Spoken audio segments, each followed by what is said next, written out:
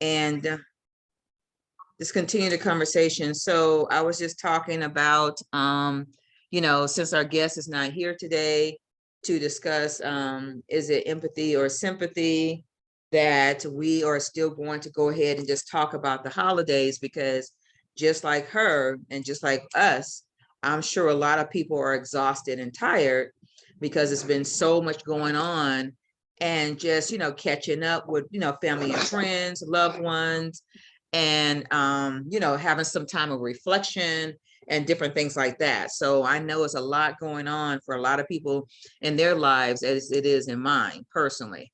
So let's just get started, and we just probably just won't be on long. And just like everyone else, just get some rest. Oh, here she is. And just get some rest. Hey, Dr. McKethan. Hello. How are you? I'm fine. I just survived 24 hours with a 1-year-old and a 6-year-old. Yeah, we were just telling our audience that, you probably just in the spirit and got a lot going on. So yeah, we're recording now. So are you ready to get started? Absolutely.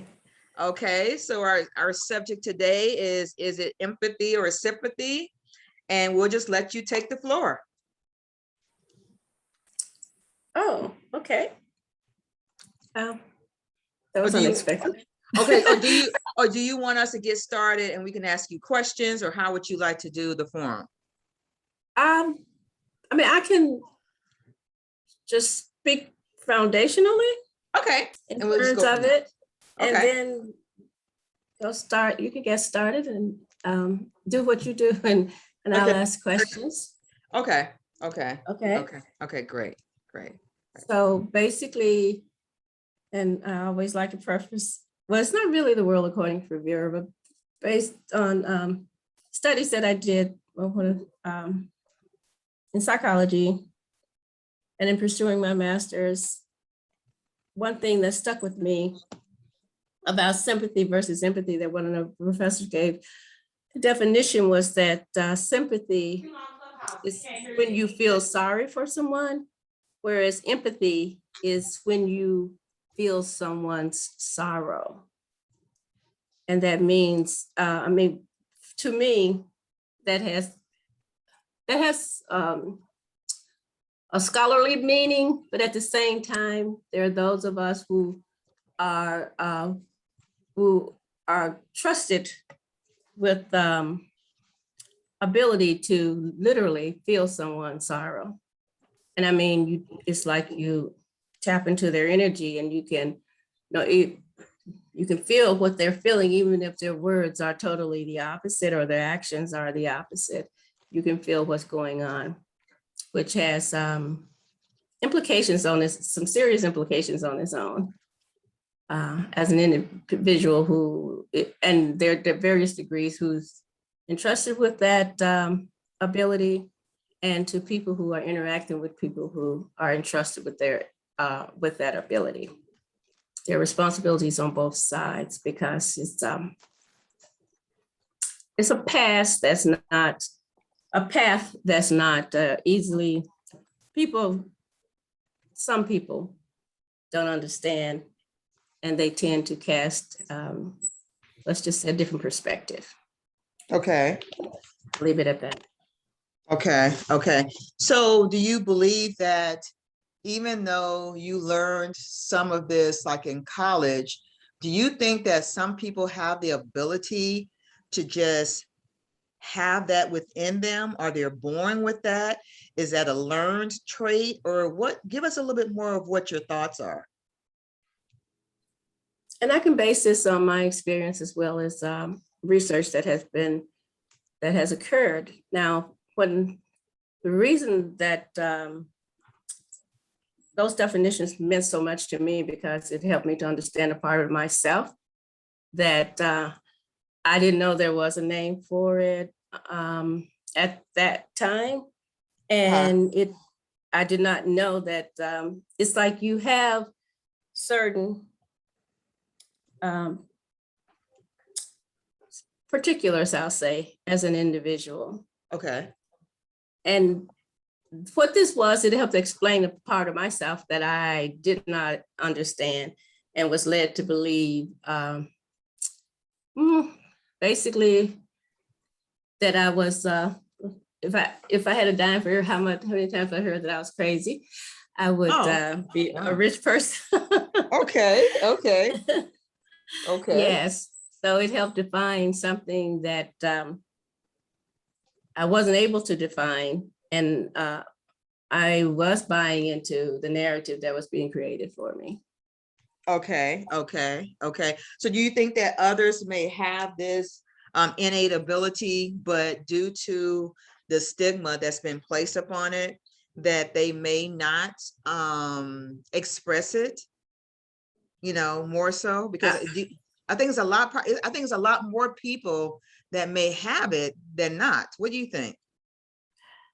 I think, honestly, and this again, this is the world according to Vera. I think that we all have it, but because of the narrative that's created outside for from people who don't understand, they mask it. And I say that because I did.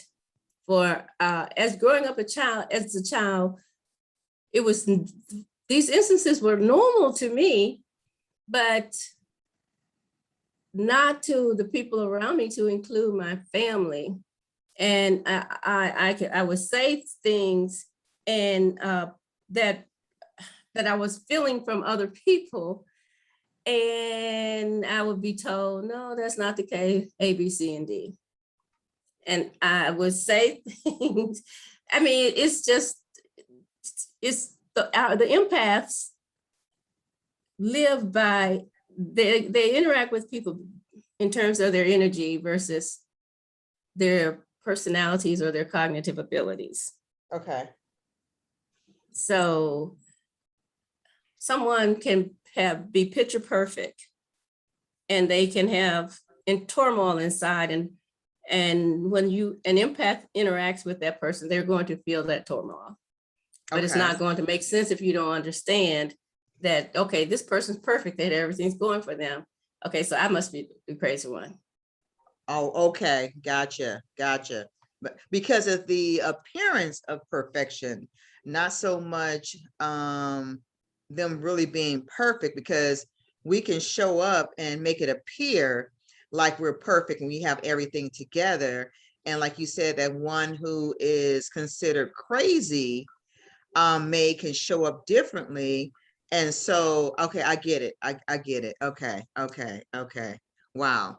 And that's really something, because I think that's probably why, especially as children, a lot of children do not divulge a lot of emotions, because, adults would say, "Well, stop doing this, don't do that. Are you crazy? Why are you doing that?" So it really helps to shape and influence us in adulthood. Would you say that? Absolutely. As a child, I was free in terms of what I was experiencing, what I was seeing, what was being revealed to me. But because if they were, oh, she was born with a veil over her eyes.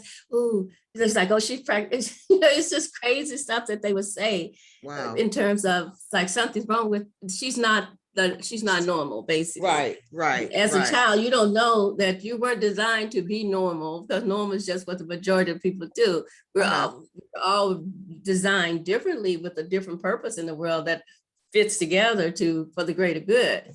Right. And so, yes, it shapes. And for years, until that magic 1987 year, I would say, gosh, when I was back in the first grade, I stopped revealing anything to anyone, and I started to question my sanity. Okay. Wow. Okay. Is it because of those who were supposed to be supportive and nurturing for you was saying that you were crazy, or what caused you to start questioning? Well, no, there were people who would say that, and then there were people who were literally afraid of me. Okay. God honest truth. Okay. So as a child, when you don't understand, And it was what you feel and what you experience and in your it's real. Okay, People don't feel it okay. or see it, and they can't understand why you do. And then you have people in the neighborhood who's afraid of you. Wow. And you of course you're going to suppress that part of you and refuse to acknowledge it, but it doesn't go away. It just like creates that inner turmoil for you. And so yes, it definitely shapes. And some people are not delivered from Oh, the negativity that the people surrounded them with based on their abilities, which do not seem to be normal. But and this is my hypothesis, I think that the norm is that we are all empath, but the okay. majority of us have been trained by society and those close to us to deny that part of yourself as being normal. Wow. Before I ask my next question, does anyone else have anything else to say on this topic right here before we go forward? Great Saturday. So I wanted to chime in because there's a major difference between empathy and sympathy being that you almost make a judgment of someone and you are feeling sorry for them, or you know have a feeling towards them, but you don't feel what it is they're feeling, which is what empathy is. And you know, being able to literally feel what a person is feeling and put yourself in their shoes. And as Vera discussed earlier, I believe that we all have the ability. I believe we were born to do that. That is one of the things that we have been given as babies to navigate in this world. You know, that's why, you know, as a child, if you give a baby to somebody, you know, that is not in good spirits, the baby might cry. Right, Versus just right, willingly going to another person. right. So we are given that, you know, but in this world, and like Vera was saying, as we get older, the commentary and the things and people do shy away because it's almost like you're a mind reader. But you're not, you know, reading their mind. You are, you know, feeling what they truly actually feel. You know what I mean? And I think that, you know, it's very strong as a child because you're very open to different energies, minds carried over into adulthood, where, you know, I still feel other people's energy very strongly. Depending on how strong the energy is, it might affect mine. And so, due to that, I have just learned to make sure to monitor my energy and use, you know, I can't do anything about being an empath. You know what I mean? It is what it is. And I don't necessarily want to turn it completely off, but not go around feeling what everybody feels, because I could be having a great day and get around somebody who is not having a great day or is very negative, and then it can turn my day bad. You know what I mean? So we do want to make sure that we are in tune with others and make sure that, you know, it is a gift to be able to see through what people want you to see. It is a gift for you to know, like somebody's like, oh, I'm doing okay, you know, I'm feeling great, I'm, you know, no problems here, and you really know that that is not the case. And a lot of people do shy away from that. It's sad that that is not fostered, you know, as you're a child, and encouraged, um but discouraged, you know, and you know, little by little it kind of chips away at that to where you don't pay attention to that. And right now we live in a very self-centered, sympathetic culture. You know, you'll see something, oh, it's so sad that, you know, these killings are happening. It's so sad that, you know, but you don't feel it within yourself. So it does not encourage you to make any moves or do anything with it other than just looking upon it and just saying, oh, it's real sad. Things are sad. Things that are happening to people is sad.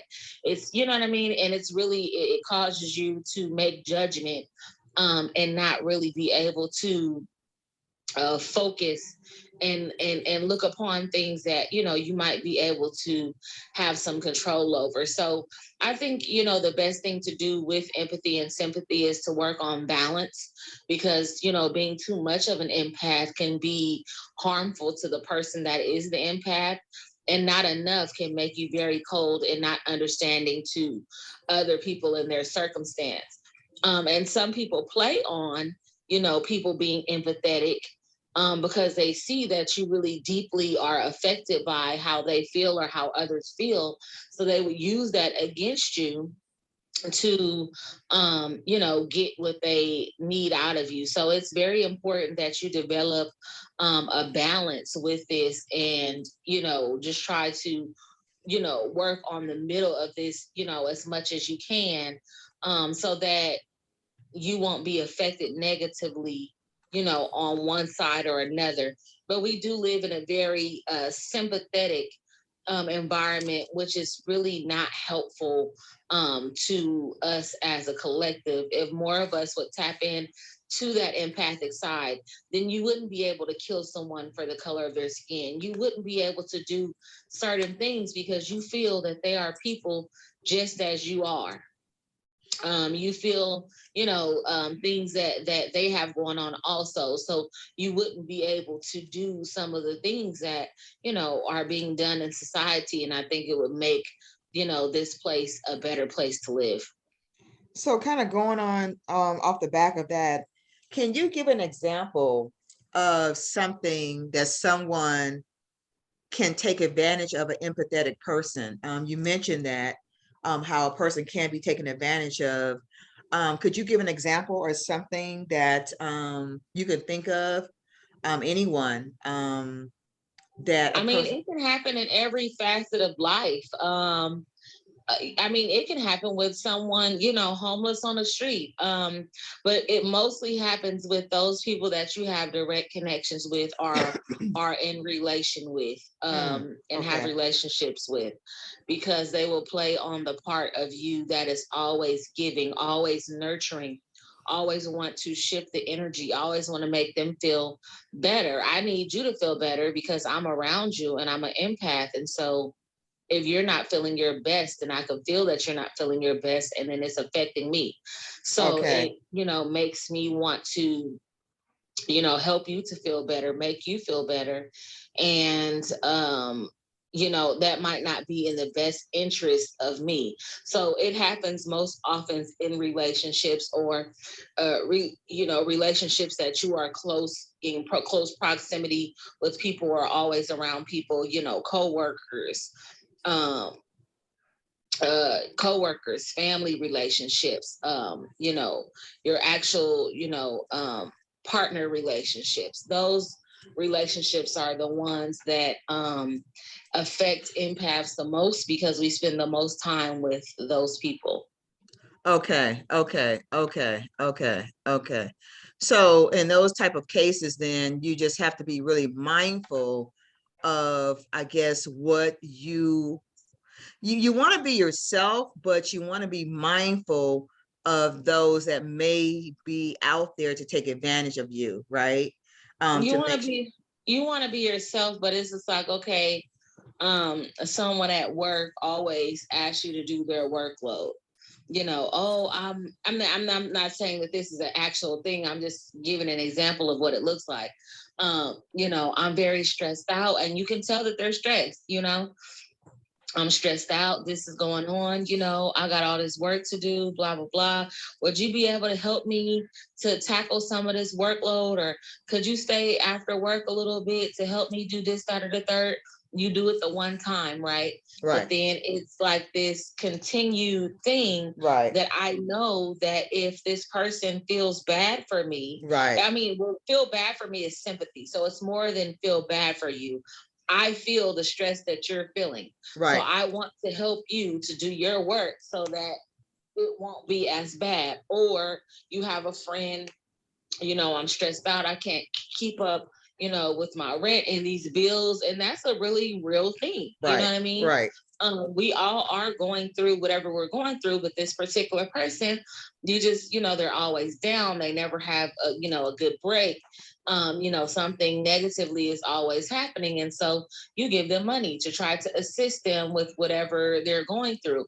But lo and behold, the coworker who asked you to stay after work and help them with work, or the person that you loan money to, they never are able to seem to find grounding or find their footing, because there is someone there they know that they're able to utilize to help them in that situation. So for them, it is of no benefit. Okay, the volume went down. yeah, we can't hear you. I'm sorry, can you hear me now? Yes, So yeah, so for them, it is of no benefit to get better, because I am, benefiting off of you feeling my pain. I'm benefiting off of, you having the ability to feel what I feel. And so in those type of cases, it's never an uphill battle, because um the person never really does the work, especially when you're surrounded by empaths or people that feel deeply in that way. You never are able to do the work to help yourself out of certain situations, because you have someone there um, to assist at all times. And so it's important for the empath to see, okay, cool, I helped you last Wednesday. I might feel bad and I might help you again this Wednesday. But the third Wednesday that you asked me, I'm sorry, I'm not going to be able to help you to do that. And what people don't understand is it's very hurtful to watch somebody go through certain things. So me telling someone that I'm not able to assist them is actually hurting me. Like, I don't feel good telling you that I can't help you. right. But there's a side of me that knows that it's not healthy. There's a side of me that knows that you will continue to not do your best if I assist you. So I have to hurt myself in telling you that I'm not going to be able to help you. And that's the part that people don't understand. The empath, especially depending on how strong it is, we go home and really are sorrowful now that we had to leave you at work, didn't help you with whatever it was that you needed help with, or we left the family member out. This time we didn't give you the money that you were requesting. That is hurtful to us. But, over time, when you're trying to heal those parts of yourself, we have to go through that hurt so that we can let people do their own thing. Because a lot of empaths, if they're not careful, they have like a superhero syndrome and try to save everyone and deplete themselves. Right. And I noticed that as I had began my healing journey about 20 plus years ago, and to really tap into my true self, that I have a slight part of an empathetic abilities. And I'm noticing that, and this is my question for whomever, I'm noticing that I'm always attracting victims. People are, being victims, like you said, needing the help and can't seem to pull themselves out, because they're always believing that there is someone there to latch on to pull them out.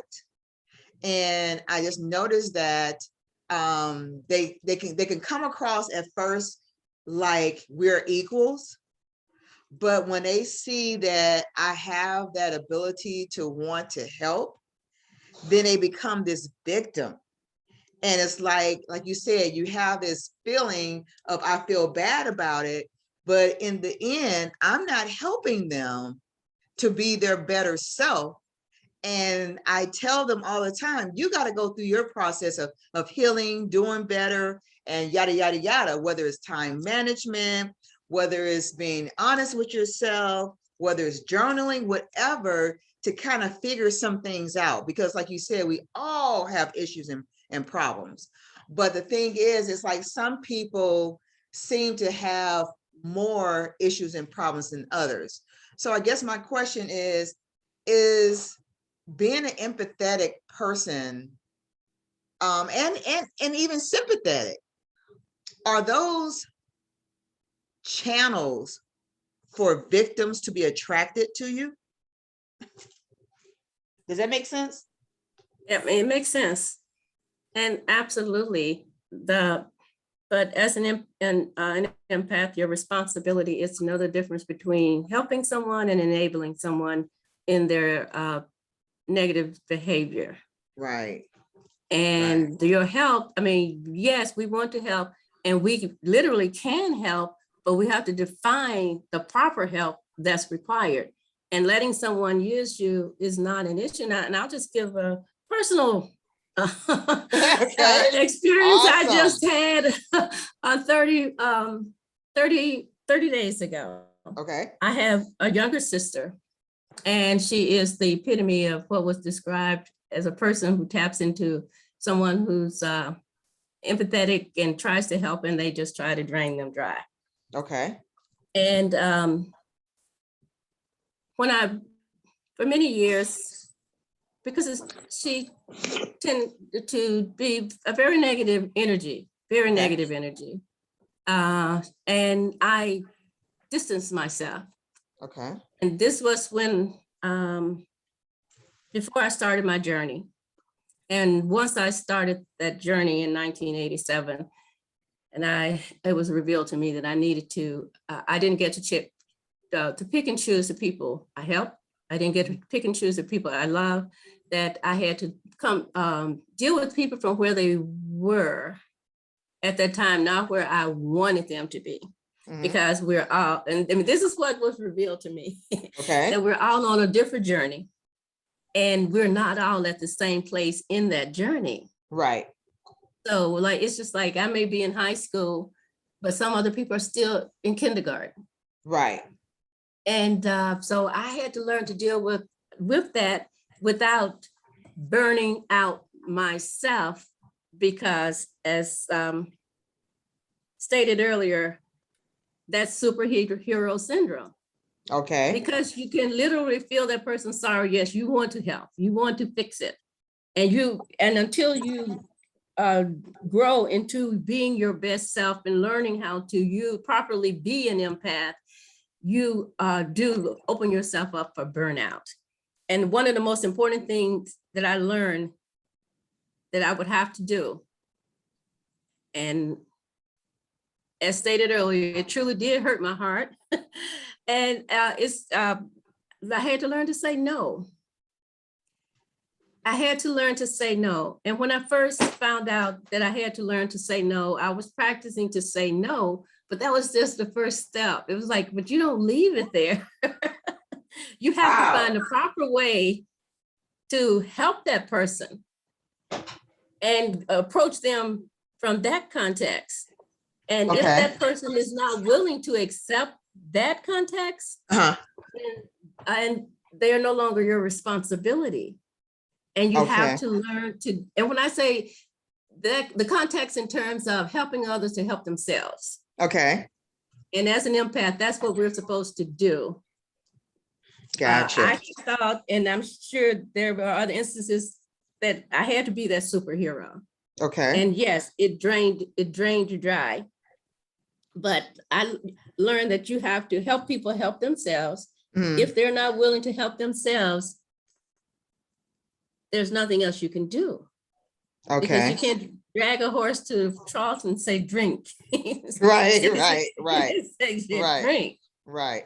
I mean, but if you show that horse where the trough is and that water's there and they can go and they choose not to go to drink. Gotcha. Yeah, so that's the key, and you really have to go onto a journey of self-knowledge to know yourself inside and out, so that you can use what God has given you, whatever talent that is, in a way that it reaches many, but know you're going to lose some along the way. Okay. And the example that I was getting to, my baby sister, so 2011, I reached back out to her, Mhm. and I was like, I'm going to deal with her on where she is and not where I want her to be. Gotcha. Okay. I've been shown that I can't just throw people away, because I used to, honestly, God, put people who just would not try to understand. I would put them, and who were just constantly being negative, put them in that non-person category. And in my mind, they cease to exist, which worked for me as an empath, but not spiritually. And that was revealed to me.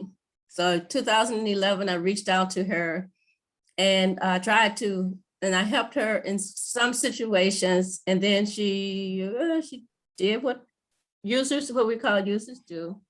And so I distanced myself again. And then a couple of years ago, it's like, look, you have to re-engage. You cannot just, throw her away. Right. So Right. I did. And I mean, she's always the victim. And I'm not saying she's not having a hard time. So I help with something, but it's like the more I help with, it's like, then it's like everything, coming to me. And I'm not talking about money. I'm just talking about everything to me, not trying to do anything for herself. So I'm just gonna be honest. I just like went to my corner in prayer, and I was, and it was like, this is a big one, Lord. This is a challenge. Please show me how I can help her without being her prop.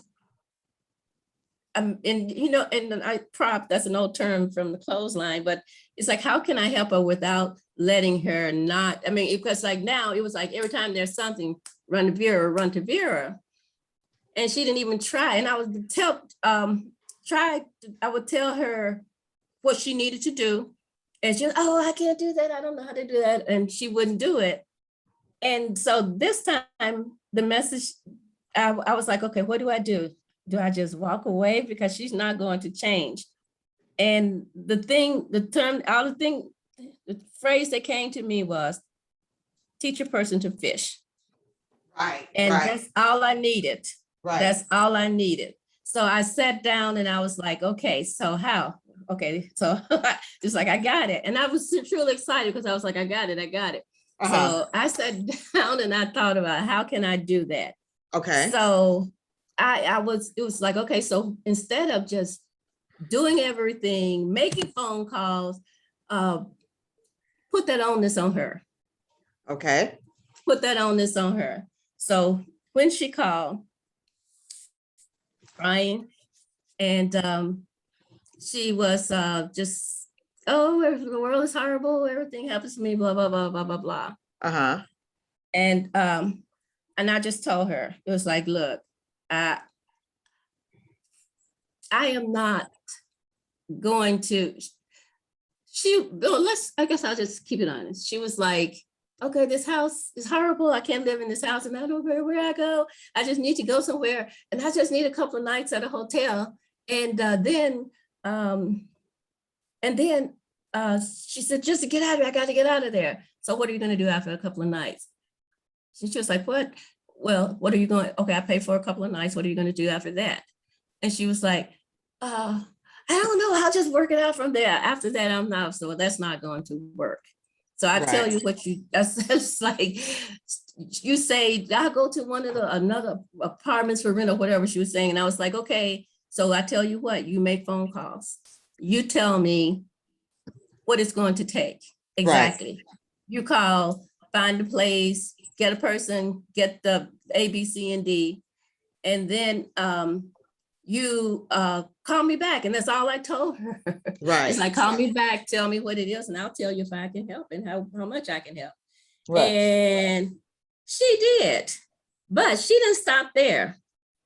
She called me, she was so excited because, and she had constructed a plan, and the plan didn't involve her finding a place for a couple of nights. And then, oh, wow. And then it involved her taking action to handle what was going on in her home and find out what was going on. Like, she's disabled. She had a stroke about 10, 12 years ago. Oh, wow. but she can, like, I'll look on Facebook, she's in Texas. I mean, because she takes advantage of the many of us, but it's like, you can get around across the country, but you're confined, according to her, you're confined to your house. Okay. Where you are. Right. But anyway, so she hadn't looked into her benefits, kept telling her, there are services that you can get. She never called in. I don't know how to do that, blah, blah, blah, blah, blah. But she looked into when she realized that she wasn't going to have me to fall back on. She looked into her benefits and she found Wow. benefits she had, because she was like, oh, I need a car. It's like, how you need a car when you don't have full use of your other arm? Because my daughter won't take me to the doctor, and I can't go to the doctor, haven't had my medicine in months, and blah, blah, blah, blah, blah, blah. Wow. And found out that, but then again, at the same time, like something was slipped that somebody took her to the store, but it's a complicated story. But the bottom line is, she was so excited. She called she started, and she found out the services she can get for her house. She started making, and then it inspired her to do stuff herself that she could do to make her home what she wanted it to be.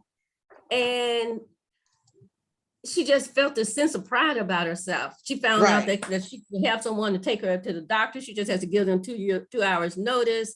Right. They would take her here and there. And then she also, she didn't go outside.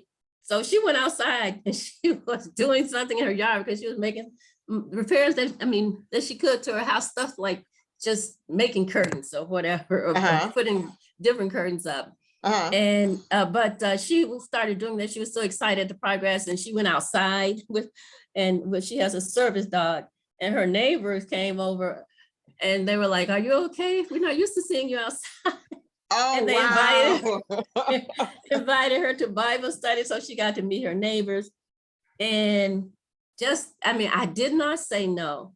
I just said, if you do A, B, C, and D, get back to me and report to me what the situation is. And in doing that, she just found a whole host of ways that she can help herself and utilize the services that were available to her that she refused to look into. And just to hear the joy and the excitement in her voice was better than any money I could have paid. That's awesome. And that was kind of leading me to my next question, what I was talking about earlier, because the impact of empathy, sympathy, or being a victim on our lives, if we don't get the proper support or there's no healing, it really rules our lives, and it can be hurtful, not only to us, but relationships. Because like you said, you had to, throughout the course of your lives with your sister, say, okay, I'm going to deal with this. And then, no, I'm not going to deal with this. I'm going to deal with this. No, I'm not going to deal with this. And then now taking this new path where she seemed like she was now ready to take charge of her own life, was part of her own healing process. Because even though, like you said, you were going to be there for her, but that impact that you being there or not being there, and her finding out the liberty and freedom of what she can do, is really awesome. Because if we don't really tap into our healing, and finding out who we are and what's really going on with us, and that our lives is just that, our lives. It's unfortunate she had a stroke, but the thing is, she was able to, and it's unfortunate it took so many years, but this was her season, to learn this. But it was great that she was able to navigate and see that she has freedom. Because one thing I'm noticing, and I'm hearing from you guys, is that it is scary a lot of times to own your truth. Yes. And to really say, you know what, I'm going to stop being the victim. I'm going to do this, or I'm going to stop being the superhero because I want to help everybody. I'm going to do this. Sometimes that's a scary thing and a scary place to be, all the time. Yeah, right. Right. And it's like, wow. And I guess especially for people of color, I think we became always that caregiver, you know, of wanting to always help and do things that is sometimes to the detriment of our health. And then sometimes other people have the gall to be upset at us if we don't help them in the way that they believe that we should help them. You know, In the whether it unhealthy be way. right. It's like, well, you got the money. Why are you even tripping? Or you have many houses, or you have an extra car, or you know, you're a business owner. Why can't you give me a job? And it's like, wow. So all these different things that we tend to be exposed to. So this is really, really good. So going back to what I was asking, so what is the impact? And you kind of answered it already, but what is the impact on our lives as adults if we don't get the proper healing and or support? Could you kind of go a little bit deeper into that? Anybody? So when you say the impact, you mean as an impact or not? Anything, any way you want to take it. I just really want to get into the conversation and really understand. And if something is not addressed, then I'll go further with that one. So whichever way you want to take it. So without balance, in any circumstance, on any level of the spectrum, whether you're an empath or not, if you do not get the help that you need and the healing that you need, you can morph into a user. You can morph into a victim. You can morph into the person that you don't want to be. And on the other end, if you are doing well for yourself, and not just to necessarily say, because there are empaths that are not doing well for themselves and they still feel other people's emotions or what have you. But if you're not balanced in that regard, you can really halt to yourself, stump yourself, not move forward because you're so busy helping other people and doing things for other people that you're not progressing yourself. So those are some things that can really affect you, you know, as you know, are in adulthood, if you are not doing the work to heal yourself. And then some of those things that so far as like when you don't do the work as an empath, it really can negatively affect you because you still have some of those things that you had before. Like Vera said, when people are like, oh, you're weird or you're this or you're that, when you don't heal those things, then you say those things to yourself. You know, why do I know so much about this person? Why do I feel these things?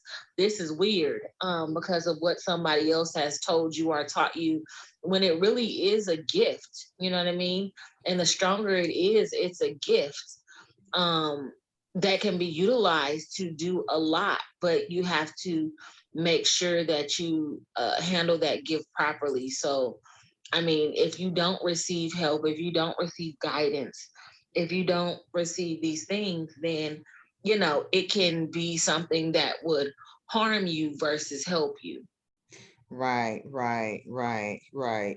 And that's the thing too. I think some people are not really aware of where they picked up some of these habits from and why they're doing some of these things. They're just doing it, they're just living, they're just evolving in life. And later on they realize, okay, I'm always caring for other people. I can't even live my own dreams, or I'm always feeling this for people. I can't do my own thing. And then sometimes people, because of that, end up being miserable in their lives because they have taken on that Superman, Superwoman cape and have tapped into, you know, being that caregiver. Anything else? And you almost turn into a victim when doing that too, because after being super hero for so long, you look back at your life and see that you didn't accomplish the things that you wanted to accomplish. So then you blame the other people when you had the ability to not do these things. It's like, if I wasn't helping you, if I wasn't doing this, that, or the third, then Right, I could have accomplished some of the things that I wanted when right, the decision was yours to not allow somebody's issues to take you over. right. So, you know, you can also turn into a victim in that way also, in blaming someone else for you not progressing as you felt that you should.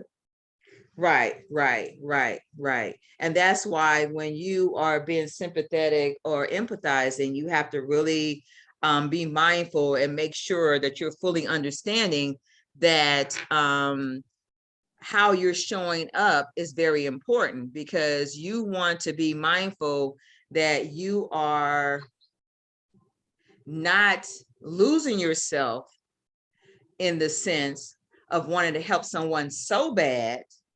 Because one thing, let me back up, because one thing I'm noticing too sometimes, and this is subconsciously, sometimes too, yes, it feels great to help someone, but sometimes some people, they bank on this emotion so much so it's like, you can't do anything without me type thing, you know. And I know that goes beyond empathetic and sympathy, but sometimes it become a narcissist thing too. And that's why I say I want to tap on it a little bit deeper, because some people want to be that savior and want to be that person that people are looking forward to help them, you know. And that's why some people play the victim. And like you said too, it gets people to the point of when they're tired of helping too, that they no longer want to help. Then it's like, well, get off of me. Why are you always being needy? Because you have now created a codependence, you know, also. So there's so many levels and layers of this. Anything Or else? like Miss Vera said, you discard of them. You know, you basically throw them away because of your disappointment. It's like, as you have done, you know, as you grow in being an empath, it's like, and it's not good, but you have to make sure that you don't have expectations of the person's growth. Correct. So just say, for instance, like the sister, you know, if she had not done those things that Vera asked her to do, you know, I gave you this opportunity to go and get yourself together and come back to me, and you did not do that. That was pretty much the last straw. Right. So I'm just going to, you know, I'm just going to discard of you. I'm not gonna, you know, be bothered. And it does turn into a narcissistic thing if you are not careful, you know, if you're not cognizant, you know, of what's going on. And because you do feel good when you help others, but then it starts to become something that is not positive if you don't continue to make sure that you do the checks and balances with yourself as you're going through the process.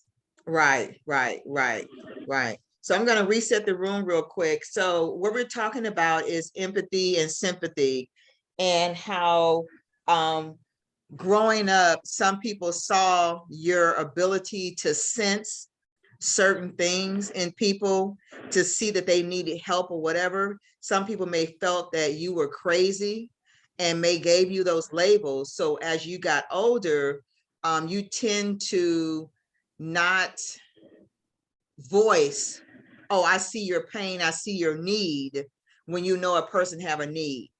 But some of us here, because of healing and owning our truth, realize that that's their viewpoint, that's their perspective. We know what we're being called to do, but we're talking about that fine line and not being that Superman or Superwoman, to the point of losing ourselves, to the point of despising the person we're helping, to the point of the persons that we're helping becomes a victim. So is there anything that anyone else want to tap into to further that conversation? If not, we'll just go on.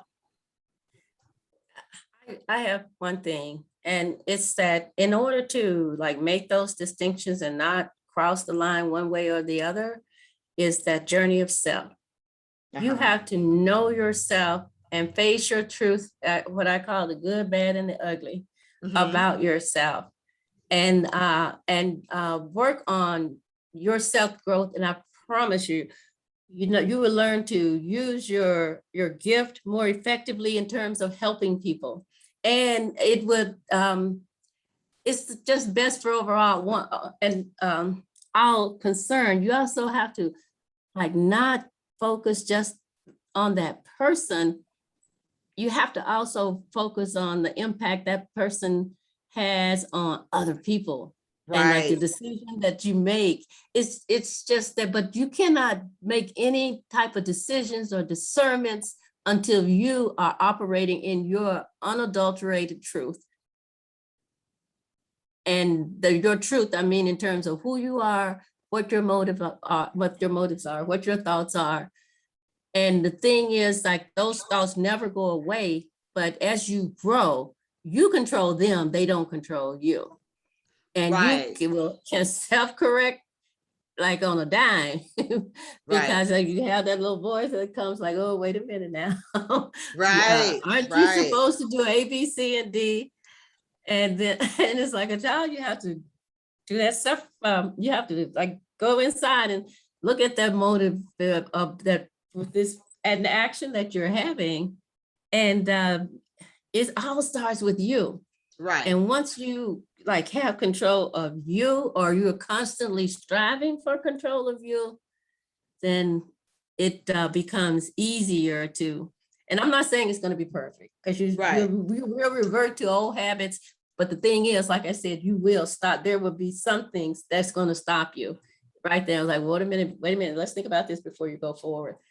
And then you do, and you change your approach that's going to be good for all, and not something that's going to make you feel better, or that the direct point of contact person feel better. right. Because one thing So, I'm noticing too, since you mentioned it, it came to my mind, is how some mothers are with their sons.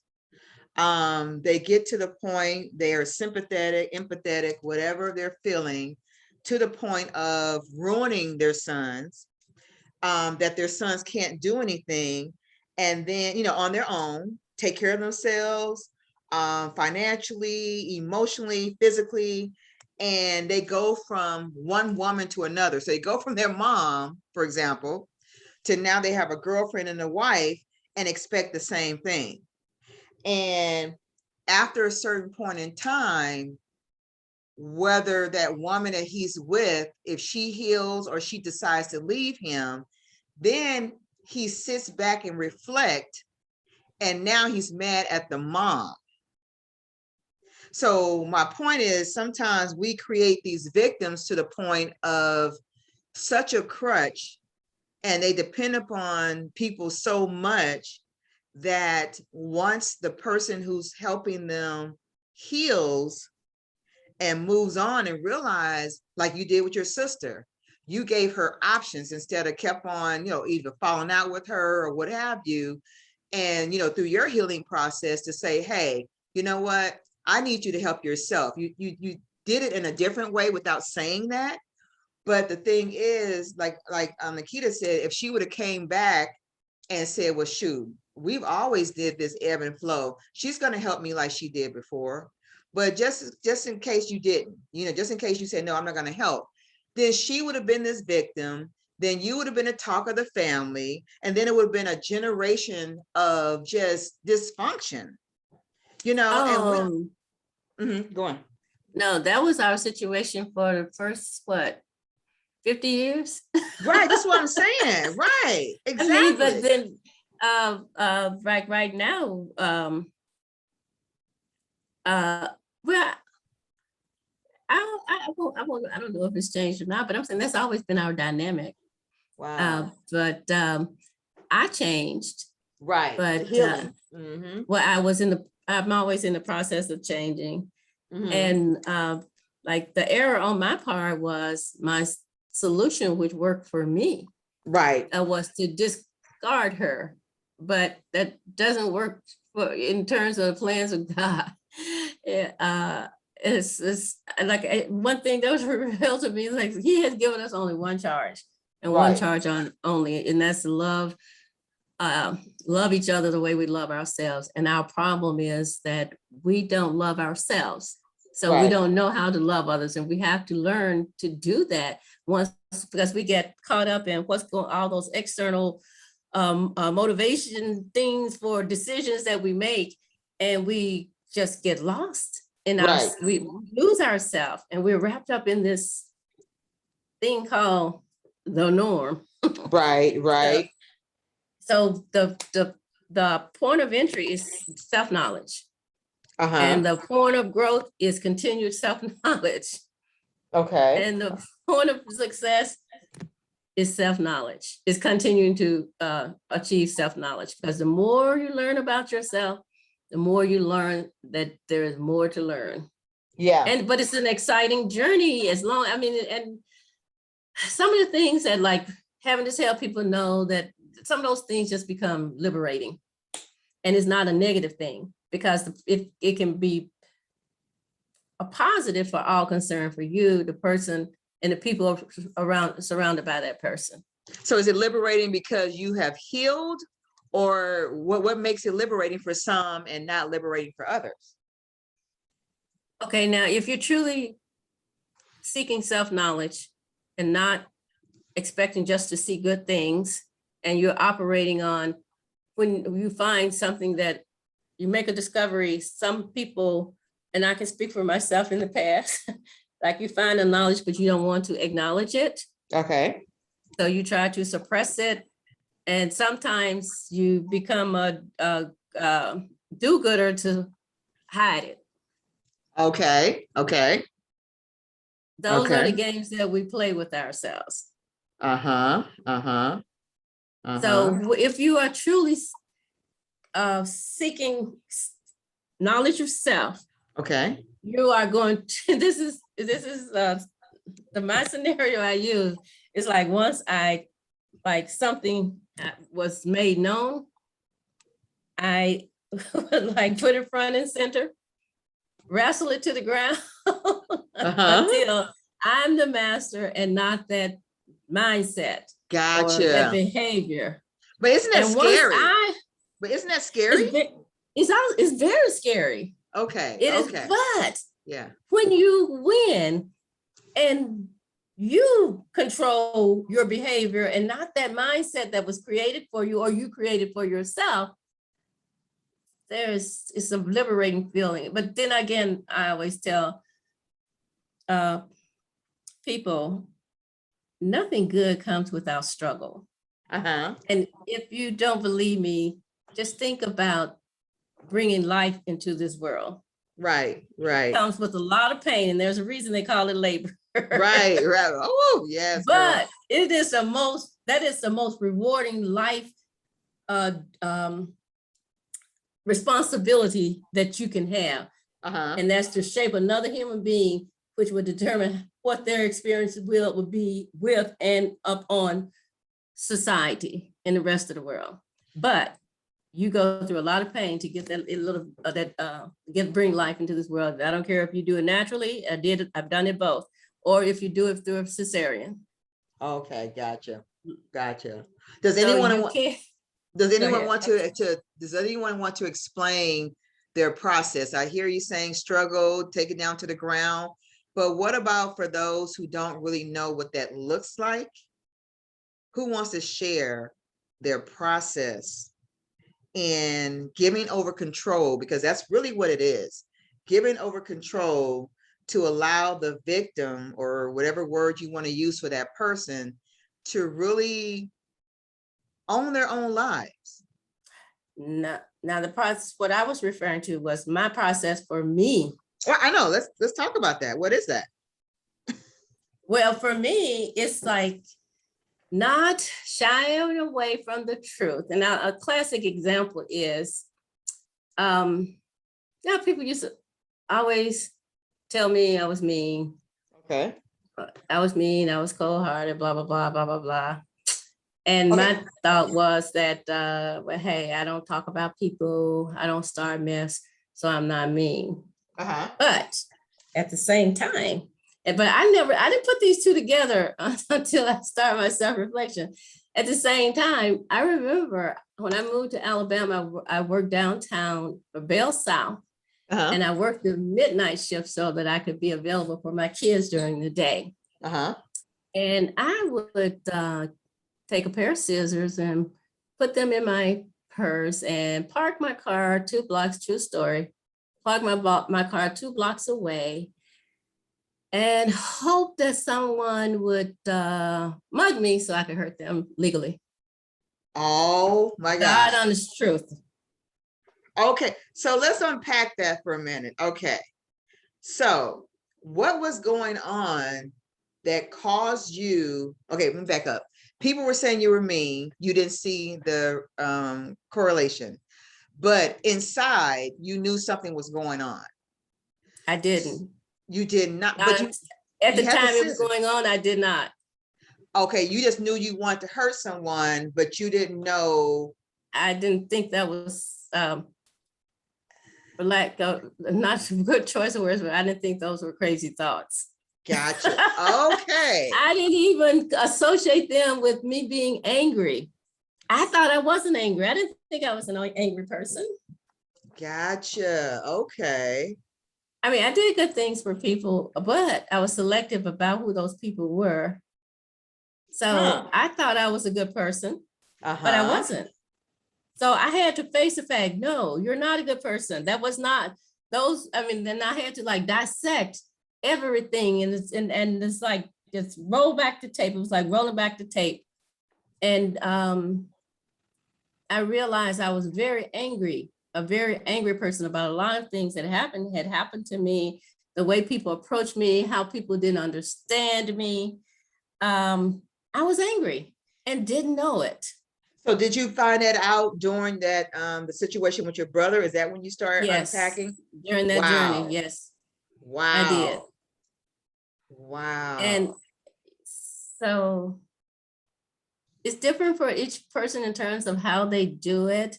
The process, yeah. It is, it's different.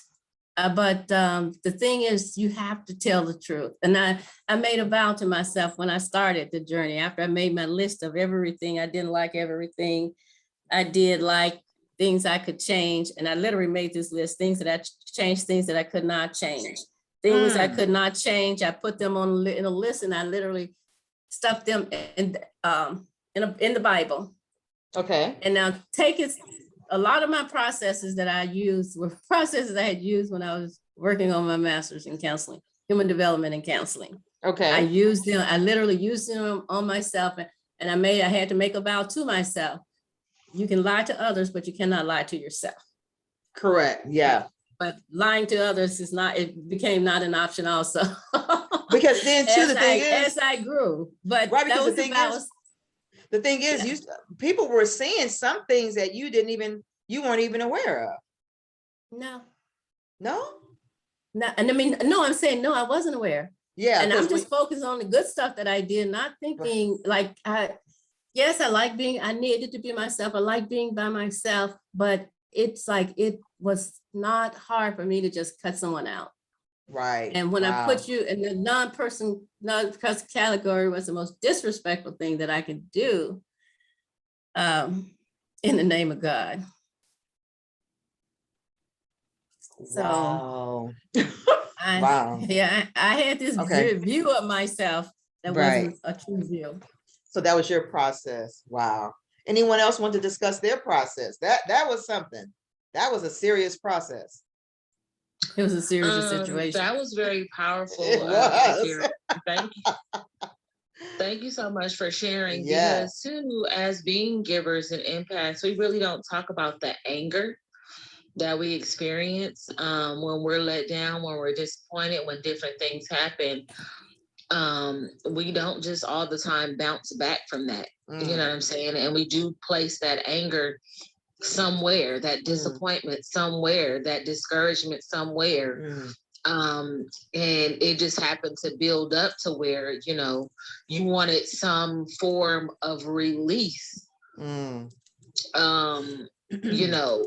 to actually think that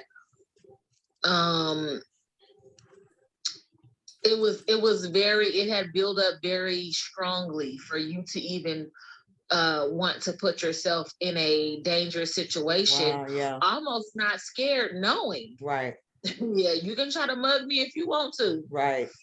Like, No, I please got mug me. because it was that Right. much anger. Right. But it wasn't in common sense though, because and I joke with my family now. It's like I was crazy, but I wasn't stupid. So I Right. wasn't going to do anything without it being justifiable. But I was Correct, still right. seeking ways to release that anger in an unhealthy way, even if that person Yeah. was doing wrong. Ew, it scares me to Yeah. even think about it today, that mindset that I had. Wow. Wow. Whew. Yeah. Yeah, we don't address that. And I think that it's important too for us to step back. I know a part of my process is to just step back. A part of my process is to allow people to life as they choose to, and not include myself into. And sometimes it's to the point where I can't even hear it, because I know if I hear it, I will want to interject and help. So um a lot of it is just, being to myself, minding my own business, just doing the checks and balances to make sure that I'm in a healthy place to take anything on. You know what I mean? And me personally, I haven't been for a while, but it's almost funny. I use this example that one of my friends, they were speaking to another one of my friends, and I hadn't talked to them for quite some time.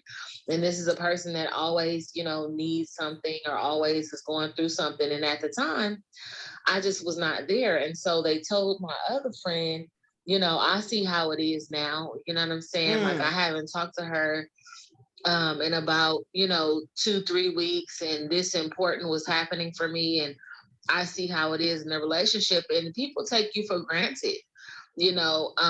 People, it's like you can't take time for self, or they're like, oh, I see, you abandoned me, or you weren't there for me when I needed you most.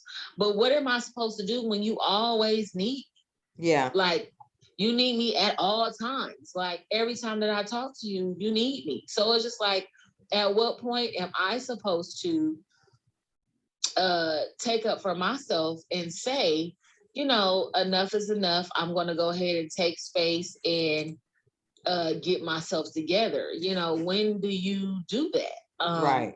And then when is it acceptable to do that? And so, because on the other person's end, there is no perfect time to do that, then regardless of whoever feelings, regardless of whatever is happening, you must just do that on your own, and uh really just take accountability for how you're feeling and what you have the capacity to deal with. Right. And so that you don't do, that you are the best for yourself and others. And then also, what I heard, or what's important from what Miss Vera was talking about, find some type of physical activity, whether it be painting, whether it be working out, whether Right. it be dancing, something to actually physically transmute that those depressed feelings that you have, so that you can work those things out. Right. That way you won't have, it's almost like, you're very angry, you kind of want something to happen or whatever. But if you work out and do different things, take a walk, just do different things that bring you a sense of relief, then it just won't be so strenuous on you, to where it's just built up and built up. And then now you want to be, physically Right. negative. And then also, what I'm discovering is it's best to find some sort of counselor, or if you can't find a counselor, somebody that you can confide in. But why I say a counselor is because they get paid to do that, so that you don't turn around and be a burden to somebody else. Right. Right. Telling them all of your stuff, because sometimes it can get deep. But who counsels the counselor? Right. So Right. But go to in somebody the who gets paid to do practice, this. I'm sorry, say it one more time.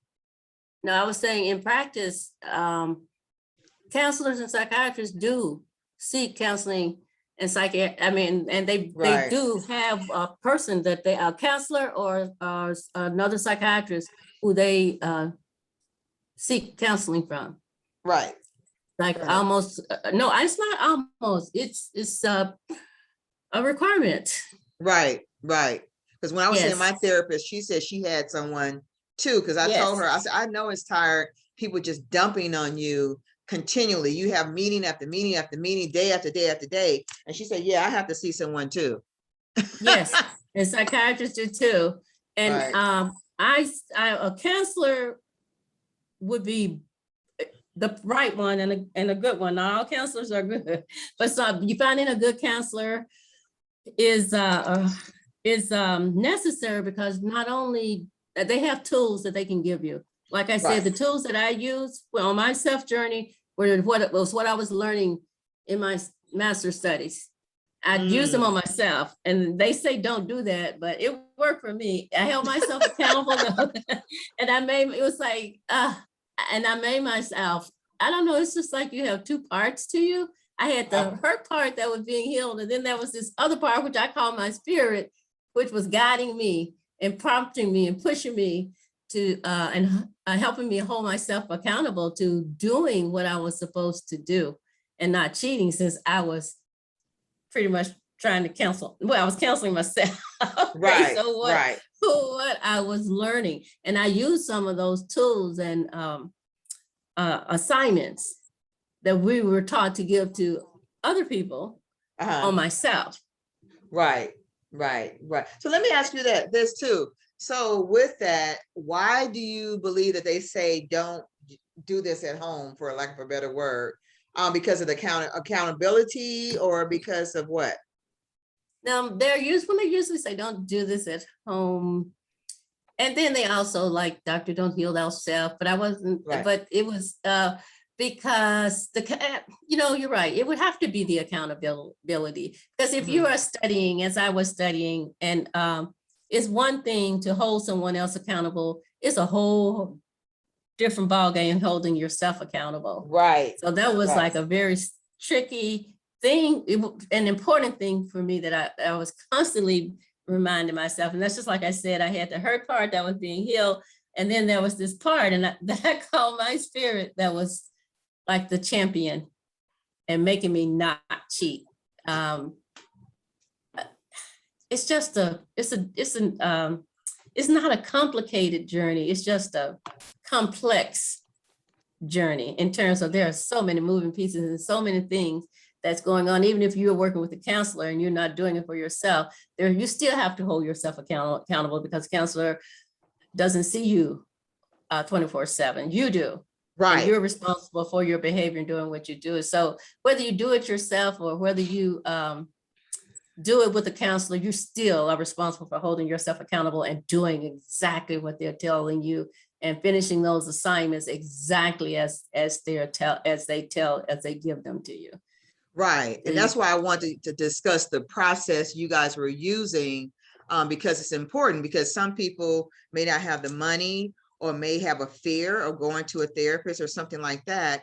So really tapping into what you all have used as your process is very key, because there's a lot of fear, and there's a lot of hard work, and there's a lot of being transparent with yourself. And a lot of times, as you dig through those layers, sometimes people don't know what to do with some of those layers that they see, and that's why I want to continue talking about the process. So is there anything else you guys would like to add about your process? Well, just in reference to what you, even though I have an issue with keeping a consistent journal. It's like this on and off thing, and sometimes my mind is racing too much to put down clear thoughts on paper. But when I do try, journaling is something that's also good to do as well, if you are able to stick with it. Okay. And what were you saying, Vera? Okay, before I say what I was saying, I just wanted to make a comment on the journaling part. And sometimes your mind is racing. Don't worry about it, because what you do is whatever you're thinking at that time is you write it down, and what you're going to find when your mind settles down a bit, it's going to let you know how where you were at that point, let's say how bad things were for you at that point, and what you were thinking. And it gives you insight into yourself in terms of when you're in a bad place, so you can like use that as let's say main points to look for as you're moving forward. Okay, so you're saying that it could be like a healing point to say, okay, so 30 days ago, you wrote something, and then you look at it 30 days later and you see, oh, okay, that's what was going on. I'm healing for that, or I need to work on something further. So kind of expound on a little bit more what you're talking about. That last statement is exactly it. Okay. It helps you identify what you need to work on. It's Okay. like where you are in that moment. It brings that's when your true thoughts are, because you don't have, when your mind is racing, you don't have time to think of the alternate statement. Okay. So that would give you an point. It's like, oh, okay, so that's where I was. That's what I was thinking. So put everything down, no matter how much your mind is racing. No matter what it is. Yeah. What it is. Exactly. So let me ask you a question then too. If your mind is racing, what I noticed, what I did, I haven't done this again, but when my mind was racing, just certain words or thoughts would come down, maybe not full sentences. So Yes. would you recommend, okay, so something like that, just put whatever you're Yeah. thinking, that's your true truth at that time. Okay, gotcha. Good, bad, or ugly. Right. Good, Okay. bad, and ugly. Okay, that's the process. Okay. That's the process. And it's all like that way for me. When I would like go into one of my anger spells after I had been on my journey for a few years, and someone would do something and I would go into that, my anger, I would just like write down everything that I wanted to do to that person first. I would write down everything that would make them, that I would write down everything that I was angry about that they did. And then I to like let the air out. I write down everything that I wanted to do to that person. Okay. Until I was tired, exhausted, and then I was no longer angry. But when I would read it back, it would scare me where my mind went. But you know what? That's a different way, because like you say, you really emptied out instead of emptying out on the person, or in your health, or in some other way, drinking or whatever. You emptied out. That's a good way. Okay, I never thought of that. Okay. Just do not leave it around for because I've had to do it at work before, and I would shred the paper after I had gotten my relief. Okay. Because I would scare myself when I would see where my mind went. Gotcha. Miss Vera has the game. Right. I see. Man. Whoa. So did you want to, anyone else want to talk about their process? Because we understand there's different ways of processing. So anyone else want to? And it changes as you advance to each level. Okay. Yes, and I will, and this is the honest to God truth. I started doing meditation, and meditation is like where like thoughts will come. And first I had to do this exercise that they taught us about emptying your brain of all thoughts, taking a broom and sweeping every thought, good, bad, and out. And then before you start the meditative process. Right. And then there were some physical things you can do. But I find like true meditation, like I know a lot of people are like, oh, let's fast and meditate. But what I have found that when you meditate, you don't fast. It's just that your focus is internal, that you don't even think about eating. And but then again, it's like you have such clarity of mind and believe like whatever your struggles are. And I don't mean like your whole problem, but I'm just like a piece in the process, you need guidance. Right. And the meditation will like clear your mind, and those, it's like ideas start flowing in. Gotcha. That is true. Gotcha. And I speak from experience. Because I know I do meditation every day as well. And sometimes they have us unmute and everyone just holler or whatever verbiage they want to use just to empty out. Yes. And we do it for like 15 minutes. First I was like, 15 minutes, that's a long time. But you really need to like let go. And you will be Exactly. amazed what is coming out of you, because once you do that, you have emptied out so much more than you realize. And it's like, oh my God, because their thing is they want you to be a hollow bamboo, you Yes. know, and Same concept. oh, good. Okay. Okay. Yeah. Ours is Osho meditation. Yes, And and yeah, sweeping the brain clean, the yeah, mind exactly. clear. Exactly. And they Yes, want you to be that's really just a hollow bamboo and really just ready to do the work, you know? exactly. That's funny you said that. You know, that's really, really funny. Because I know my daughter's like, man, you doing that? I said, because I need it. And I noticed the difference in how I Yes, show up every day. I mean, it's awesome. It's a beautiful feeling. And they always talk about being a witness to what's going on, you know, because being a witness, it shows you when you're being empathetic, sympathetic, or whatever. The only thing you can do, the universe is what take cares of everything. And there's certain times and places where the universe says you need to just watch and stay out of it, or I need you to help. You know what I mean? Because we have to realize too, when we're being sympathetic or empathetic, and unless we've been told to tap into that, we're not going in our own power, because that's tiring.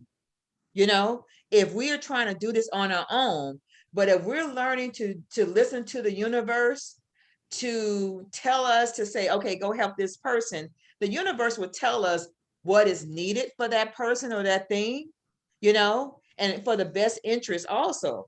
Because when you're doing it on your own, you find out that you're exhausted, and you're exhausted because you're doing it on your own, just that. You know, you're not doing it according to how and what you've been told to do. And I know it's for me, you know, that's what, you know, I've noticed for me, that's what I need to do, you know, make sure I'm approved to help that person. So when that person is trying to be the victim or whatever, then I'm like, oh, okay, okay, well, this is the only thing I can do for you, or this is what I suggest or offer. And then I can walk away and I'm very comfortable, you know, in my truth, that I gave it my all according to what I needed to give them, you know.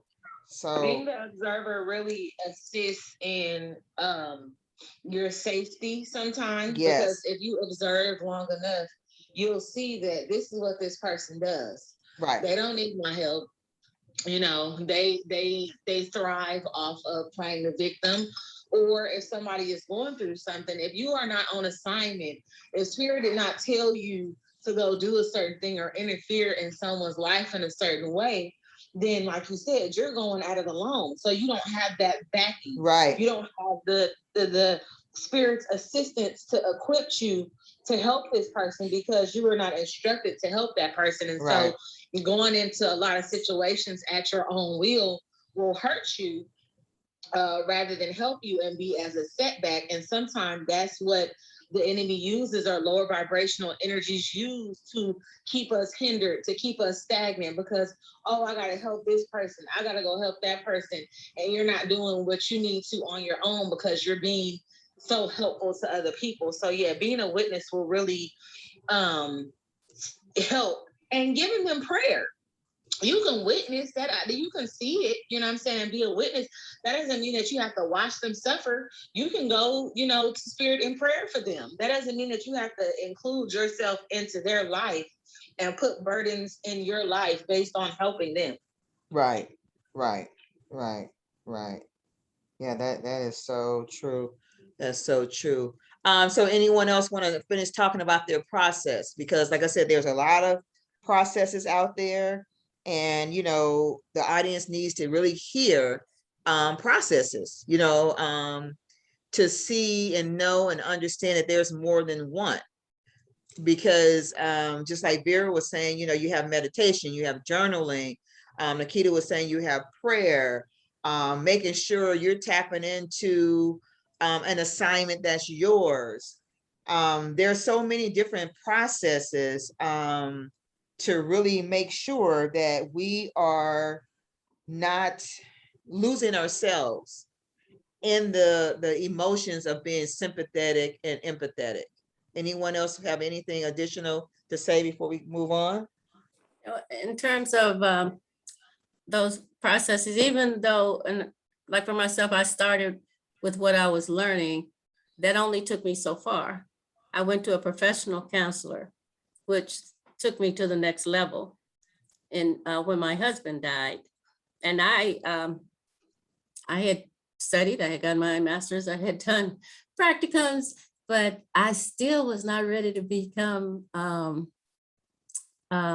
what do you, a patient, a Okay. counselor's patient. I wasn't ready to become one, because in my mind, I still was thinking of that stigma. So, but I prepared myself to help others.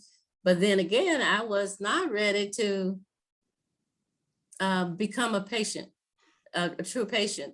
Once I finished my degree, I would advise combine the two. You Now, can let me only ask you go so this. far. You said that the stigma is a stigma from something else of the past, or where did the stigma come from? No, it's the stigmas in society in general. Okay, Not okay, from the past. It's still okay. now today. But my the problem that I was having was, how can you expect someone to come to you when you are embarrassed to be a patient? Right, That right. was a come to Jesus me talk I had to have with myself. Okay, okay, And okay, so I had gone through a depressive state. And okay, this is what drove me to counseling. I had gone through a depressive state to the point of thinking of suicide, but not having the guts to do it. Intellectually, I found out many reasons why it wouldn't happen, so I thought I would just starve myself to death. But true story. I'm just, each day, it was like I had no peripheral vision, and there was just a hole above my head where I could see light. And each day, the hole would get smaller and smaller. mm-hmm. And all I did was cry. When the kids came over, I would straighten up and act normal. Mm-hmm. And hope they don't stay too long, because I didn't know how long I was going to keep it together. And then when Mm. they would leave, and I would just cry. And one day I am in this hole, it's getting smaller, and I am not sad about it. I just want this hole to close so that I can, the pain will be gone and I won't be responsible. You know, I'm still Gotcha. like, I won't be responsible. Right. But I'm in this hole, and I can see this hole, and it's like I'm watching myself. I get up out of the chair, Uh-huh. and I go to the yellow pages, and I look up a counseling service, and I call them, and I am blubbering and telling them that my husband died and I'm in this hole, and just not making any sense whatsoever. Mm-hmm. And the lady said, she said, I understand. She said, I understand exactly. She said, Ms. McKethan, we will take care of you. And she gave me Wow. an appointment. And I went to them, and that was like seriously my healing to the next level. Wow. Not just from my husband, but it just like from where my growth was at that time. It's just like I graduated from graduate school. Gotcha. Gotcha. So yeah, so that So was seriously a process too. So it looks like the process too can go in different phases, huh? yes, it does definitely go in different phases, which is going to, it may require a shift in what you're doing and how you do it based on where you are, if that makes sense. Yeah, it does. It makes a lot of sense, because the thing is, I know for me, you know, you go through one phase, like when my daughter was no longer at home, she went to go live with her father. That was one phase of shift. And then, you know, a couple of, just say 10 years or so later, you know, you mature in another way, then there's another shift. So I just noticed it's a continual, ebb and flow of phases, because the world is different, it's kind of funny, where, you hear your parents talk about things and we don't understand what they're talking about, but they say, keep on living.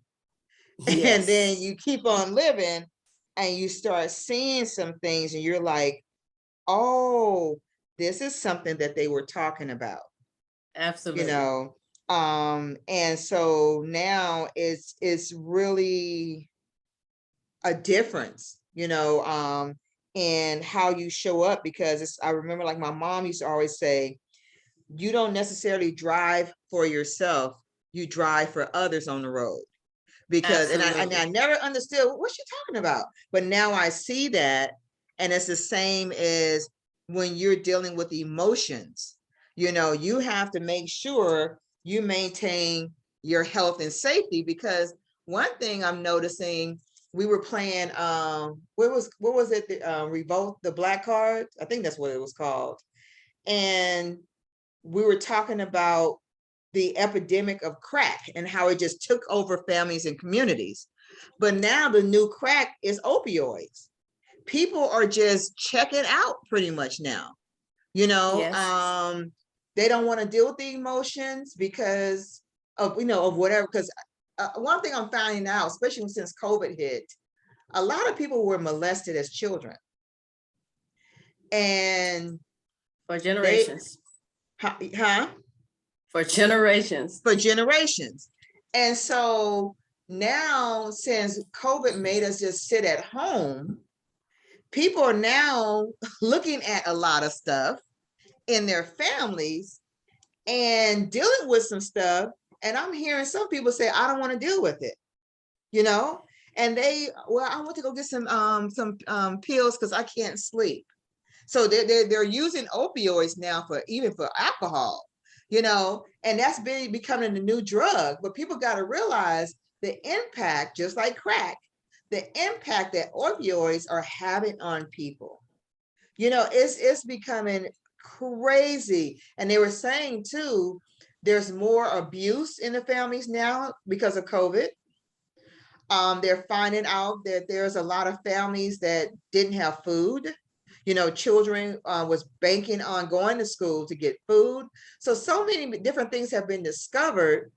And I say all that to say that we're in a time of really, and it was something Nikita said much, much earlier about us, I'm paraphrasing, about us tapping into the way the culture is evolving now and how our empathy and sympathy is showing up in the world today.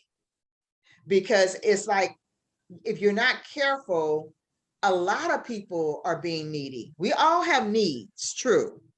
But it's getting to the point people are just like, I just can't deal with it. I just can't deal with life right now. And it goes back to what you're saying, Vera. A lot of people want to check out. I don't look at TV as far as news that much, but it was a couple who came from another state, I think it was Wisconsin, and moved to Georgia. And they said on the outside looking in, they were just flossing. I know that's an old word, flossing, and seemed like they were doing so well. But what she did, the woman, she just killed her and the husband and left 8 kids. And they said that they were on divorce court just recently. Excuse me. And the man was saying, I can't keep on dealing with this life. It's hard. And I guess through divorce court, they decided to work it out. And this woman just sat here and selfishly killed him and herself and left the 8 kids. And I said all that to say,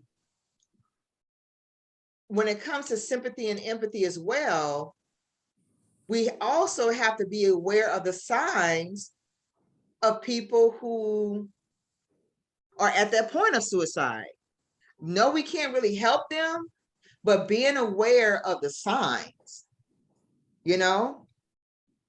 And But the thing is, then we gotta some kind of way turn them over to the Lord, number one, in prayer, but number two, convince them to go get help. So, I mean, what do you guys take on that? When you're an empath, you see the signs when they don't try to see the signs. You see the signs when they're smiling as if everything is good, and you know that it's not.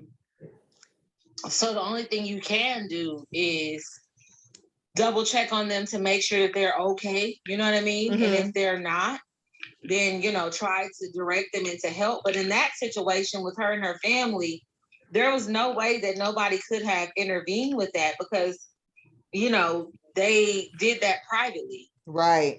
And she did that privately.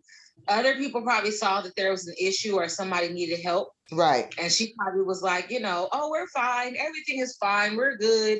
And then you turned around and did that. So it's like in those situations, you can't do anything but pray, because even if you're empath, you know that it's not okay, but the person does not acknowledge that it, you know, that they're going through, for you to be able to help in that way. Because you can't just go around calling police on people because you feel like, you know, they're to their breaking point. Right. It's like, if you don't, Right. then these type of situations happen. Right. That's true. That's true. That's true.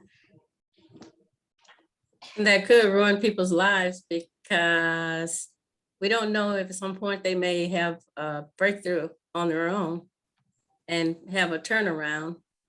So as empaths, you have to be careful. Okay, I read these signs, but okay, do I know this person's journey? Do I know their purpose? Yeah. And is their suffering something that's going to propel them to their next level? Right. That's true. While you may be in that suicide zone, then just like I had divine intervention, and because I watched myself do those things, but I did not feel myself participating in making that call and looking that number up. But it was like I was watching television. So we don't know what that person's journey is and where they are in their journey and their growth. This may be a pivotal point for them to propel them to that next level of higher orders. Yeah, and it was really interesting that this couple did that. And like you were saying, Nikita, I'm just wondering, were there some empaths in their lives? Because what the media was saying was that I guess it appeared, and this is one thing that happens too, and I'm wondering, how does a person who's an empath taps into this? Because people were so focused on the appearance of a happy marriage and success. So could an empath be so in tune and see past the glitz and glamour? That's what being an empath is. You don't interact with their outer, you interact with their energy. Okay. And they can cover up the outside, but the energy is going to be what it is. Okay, so they can't fake it that much, huh? Empath is going to feel their energy, not their money, their glitz, and their worldly possessions. They're going to feel what that person is feeling inside. Okay. Because when we did a segment earlier this year, and we were just talking about how so many celebrities had killed themselves, and it's just amazing that I'm wondering, did they have any empaths in their circle, to talk to them, because even some of those persons that's closest to some of these people who passed away, it's like we didn't know, so. And they may not have known. Mm-hmm. And it's like Nikita said, as an empath, just because you experience someone's energy doesn't mean that you're supposed to intervene. Right, that's true. Yes. And That's that true. if you depend on the universe, the spiritual side to guide you, they will guide you to who you're supposed to intervene with and how you're supposed to do it. Right. Wow.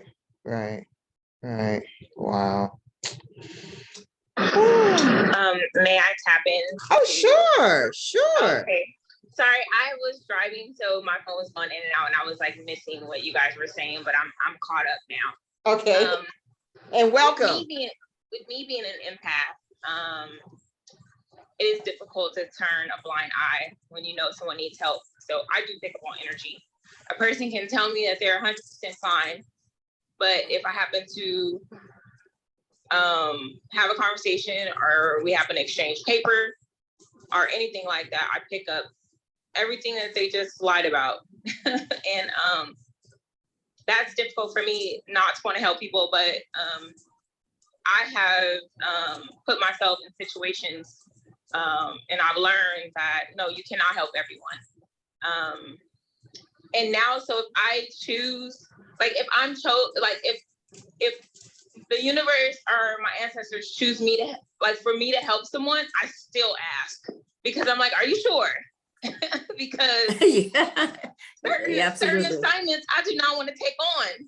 Right. Because I feel hear like you. it's, you know, I'm still learning and I feel like it's bigger than me. Right. You know, I'm working on an assignment right now and I'm like, I feel the energy of this situation and it's big and it's dangerous, helping people that are dealing with stuff that I can't see. Right. And I can't touch, and that's why it's important to only take on assignments that are for you. Right. You know, I still sometimes have to shoot myself in the foot or put my hand over my own mouth or bite my tongue, you know, with friends because they tell me situations and it's like I already know what's going to happen, and I give them advice, and for the ones that are not spiritual, you know, I don't bag on them. It's fine. Like everybody's not where I am. Everybody, you know, everybody doesn't believe in it or whatever the case may be. Or you know, I was talking to a friend today, and I told her, you know, she's, you know, dealing with this man, and he's married, and his wife's Jamaican, and I said, you better be careful. Right. And I was picking up all the energy, Right. all of it, and I'm like, I already foresee she's gonna go see a reader. I already know it's gonna happen. Right. And Right. I told her, while you go see that reader, you better go to somebody and pay them for protection. And she was like, God's protecting me. But if that's the case, you want me messing with somebody's husband. Right. Right. You know what I'm saying? You can't do one thing in spirituality and not deal with it all. You can't say, oh, I'm gonna go get a reading, and then, oh, I'm highly protected. But you're doing something you ain't supposed to be doing. Right. You know, so I know the ending. That's what's crazy, and that's what sucks for me being an empath. I know I may not know exactly how it's gonna go down, but I know it's gonna be a bad situation for her. Yeah. And it's nothing I can do. All I said was, hey, you might want to, you know, look into some protection. I didn't necessarily offer myself up, but you might want to pay somebody for protection, because a lot of times when your friends or your family know that you're capable of doing it, they rather go to somebody else and pay them $1 million for a reading or, you know, for protection. So I stay in my lane now. I've learned how to stay in my lane. Okay. So what made you get to that point? Was that through a process, growth? I mean, kind of help us with your process. Oh yeah, for sure. I ended up sacrificing certain things that I wasn't willing to sacrifice with that, and you know, not paying attention to like just taking advice when it was helpful for me. More so from a spiritual level. Okay. You know, I had to grow and learn how to listen to spiritual advice. Okay. And now I'm so open to it. You know, I can hear it now, and I just put myself in a lot of bad situations. And now with me growing, and now with all of that happening, I stepped back and I realized that, you know, it was a part of my growth, yes, but I could have avoided certain things. But if I didn't, I wouldn't be where I'm at now. Right. So was your process hard? Was it difficult? Was it scary? Yes. Yes. Okay. Very hard. Okay. Very hard. I still have my days. Very hard. You know, I wouldn't even lie. I have been going through this same growth probably since I could think back to 7 years old, and I avoided and I avoided it and avoided it and avoided it and avoided it to the point where I couldn't avoid it anymore. Okay. Okay. Yeah. Okay. So yeah, it's been a extremely rough road. Yes. Okay. Okay. Okay. So before we get ready to close, then anyone want to give advice on either how to better deal with being empathetic, sympathetic, their process, how to deal with persons who feel that they are victims, anything to really help us to hone in on, just being better as we show up. I think we pretty much laid it all out on the line, but one of the main things is just making sure that you tap in with self and understand yourself, because once you are able to understand self, then you can be better at what you are naturally given. So you'll be better in understanding how to work with your, empathy, how to, help and not harm and create victimhood and things of that nature in yourself and others. So if you know yourself, your triggers, what is important to you and what you see that affects you the most, then I feel like then you can be most effective in being an empath and helping, because there's nothing wrong with being an empath. And I just keep on stressing, it is a gift, but it's something that you have to learn how to utilize so that you don't hurt yourself in the process. Yeah. I totally agree with that 100%.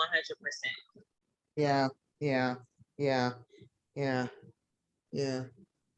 Anything else? Definitely, like you said, Nikita, learning self. When you learn self, then you'll learn what you're not supposed to do, what path you're not supposed to go down, who you're not supposed to help. Right. Because as it been really stated over and over and over, if it's not your assignment, you can really not only be drained, but it can affect so many things that comes into your life, into your world as well.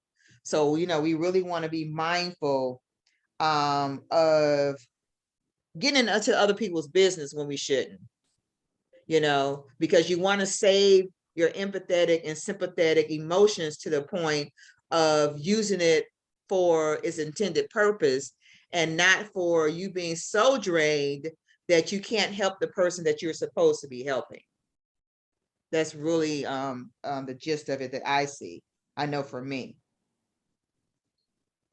Anybody else have anything else to add? Just one thing. Just do not do not separate your spirit self from your life experience. Gotcha. As a human, they are joined together, and your true guide, spirit, universe, I see them as the same. Without that as your foundation, you can get lost on your path, right? For sure. And your journey of self-knowledge. Wow. That's so important. That is so important. Wow. So I just want to thank you guys for just joining us, and thank you, Dr. Vera McKethan, for being our guest speaker today and helping us to really tap into, is it empathy or sympathy? So I just want to say happy holidays to everyone. Be safe this holiday. We call it Gratitude Week instead of Thanksgiving, in honor of the ancestors and the real purpose of the holidays. Nikita, you want to say anything?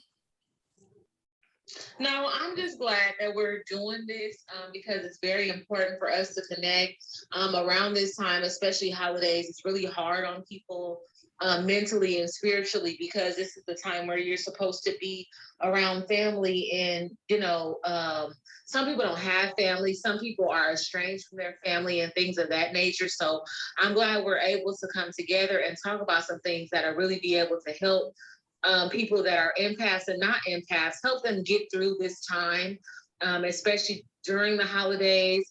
And just to continue to, when you see people speak, when you spirit tells you to love on people, because this is a very dark and sad time for some people. So I'm glad that we were able to come on here and shed some light on some things, because empathic things can go, another way too, so far as the collective, because you're an empath, you feel the energy of the collective. And right now, it's not a very festive time.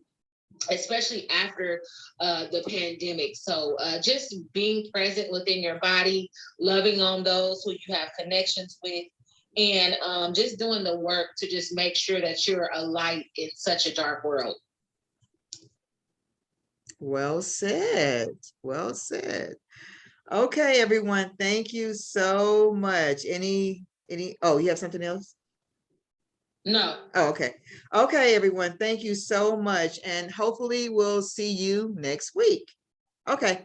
Bye. Thank you. See you Thanks. guys Next week. Huh? Next week I will be out of town Okay. teaching.